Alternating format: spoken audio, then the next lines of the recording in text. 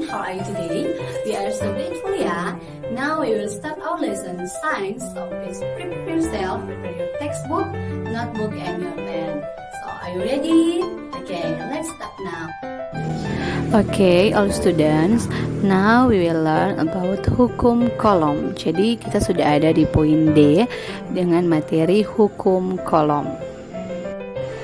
Dua buah benda yang bermuatan jika didekatkan maka akan saling berinteraksi, seperti pembahasan pada induksi listrik ya. Ketika dua benda yang bermuatan kita dekatkan maka akan saling berinteraksi antara satu dengan yang lain.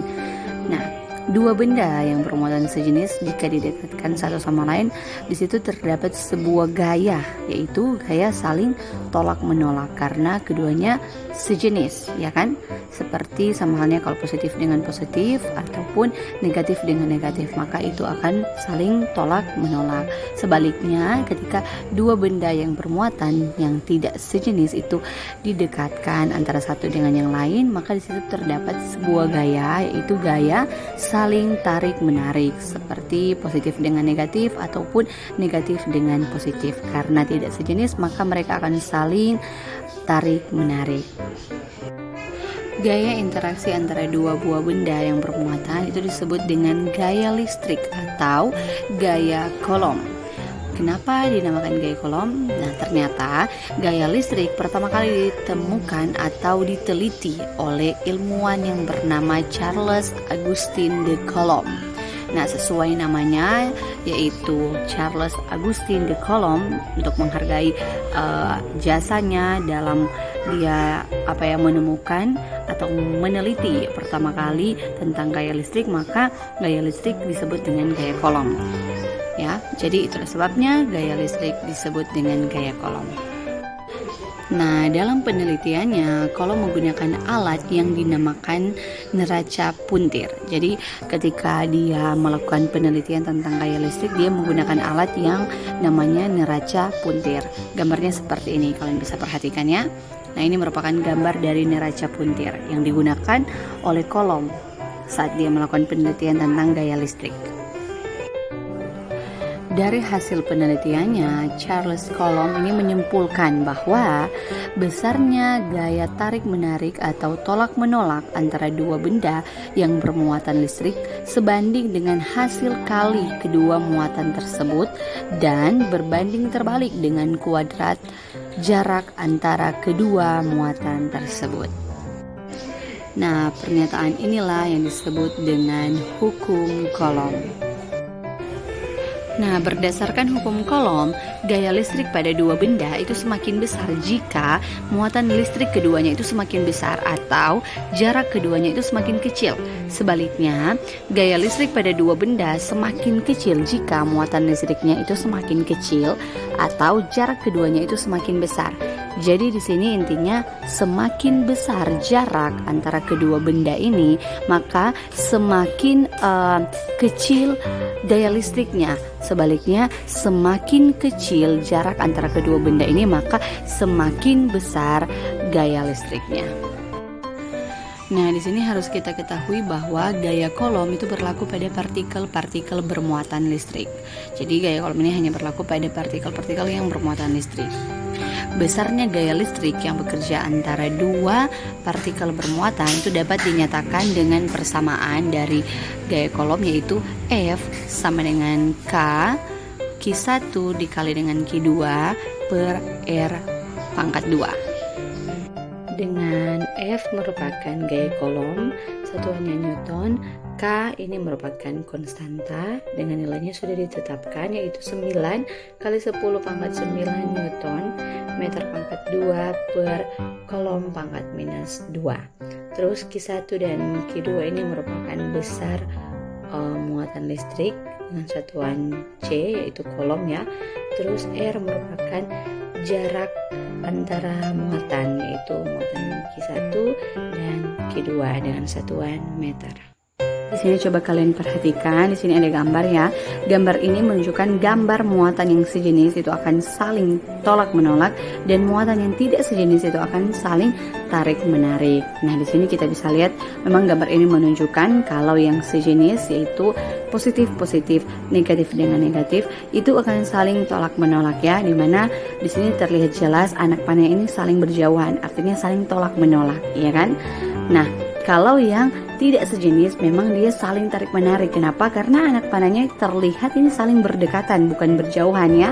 Jadi memang kalau yang tidak sejenis seperti pada gambar ini memang saling tarik menarik ya antara satu dengan yang lain. Nah, di sini ada keterangannya di mana F itu merupakan gaya yang bekerja pada dua buah muatan untuk yang sejenis maupun yang tidak sejenis. Nah, di sini R ini merupakan jarak. Kalau yang pada sejenis itu merupakan jarak antara dua buah muatan yang sejenis. Kalau yang tidak sejenis, R ini merupakan jarak antara dua buah muatan yang tidak sejenis. Seperti itu ya. Oke, sekarang kita masuk pada contoh soal. Di sini soalnya dua buah benda masing-masing bermuatan listrik yaitu positif 4 kali 10 pangkat minus 9 kolom dan minus 6 kali 10 pangkat minus 9C terpisah sejauh 4 cm. Pertanyaannya A. Gaya apa yang terjadi antara kedua muatan itu? B. Berapakah besarnya gaya tersebut? C. Bagaimana arah gaya itu? Nah, kita jawab ya. Yang pertama di sini A. Kedua muatan itu tidak sejenis sehingga terjadi gaya tarik menarik. Jadi gaya yang terjadi pada kedua muatan itu adalah gaya tarik menarik karena keduanya itu tidak sejenis. Di sini kita bisa lihat ya tandanya tidak sejenis, yaitu positif dengan negatif. Oke, next di sini bagian B. Pertanyaannya, berapakah besarnya gaya tersebut? Nah, berarti di sini kita akan cari gaya kolom ya. Berapakah besar gaya kolom yang bekerja pada dua buah benda ini? Nah, di sini kita tulis dulu apa-apa yang diketahui yang ada di soal sini ya. Diketahui Q1-nya yaitu positif 4 kali 10 pangkat min 9C, terus Q2 min 6 kali 10 pangkat min 9C. R itu adalah 4 cm. Nah, di sini kita mau bawa ke meter, ya kan? Karena di sini kolom ya, bukan mikrokolom. Kalau mikrokolom dia setara dengan cm. Ini karena kolom berarti kita harus ubah ke meter. Nah, 4 cm mau ke meter itu hasilnya 0,04 meter. Kenapa? Kenapa 0,04? Karena di sini kalian bisa lihat kalau dari cm mau ke meter dia naik 2 anak tangga. Kalau naik dia dibahagi, kalau turun dia dikali. Berarti karena dia naik dibahagi berarti 4 bahagi 100 itu 0,04 ya kan. Nah, di sini kita mau sederhanakan lagi, kita kasih setara dengan ini karena di sini berbicara kali 10 pangkat-pangkat ya begitu. Nah, berarti kita rubah dari desimal ini kita rubah ke pangkat, berarti dia akan jadi 4 kali 10 pangkat minus 2. Kenapa di sini minus 2? Kenapa 2? Pangkatnya ini melihat ada berapa banyak nol yang ada pada nilai ini, pada angka ini. Di sini ada berapa? 1, 2, ada 2, berarti dia pangkat minus 2. Kenapa minus, mem? Karena di sini desimal. Berbeda kalau misalnya dia 400. Kalau 400 kita bisa tulis 4 kali 10 pangkat 2. Karena di sini pakai koma desimal, berarti di sini 4 kali 10 pangkat minus 2. Seperti itu ya. Nah, di sini K-nya sudah diketahui ya, konstanta 9 kali 10 pangkat 9 Newton meter pangkat 2 kolom pangkat minus 2. Nah, next kita langsung saja pada rumusnya. Ini rumusnya, rumus dari gaya kolom yaitu F sama dengan K kalikan dengan Q1 Q2 per R pangkat 2. Nah, kita masukin saja nilainya.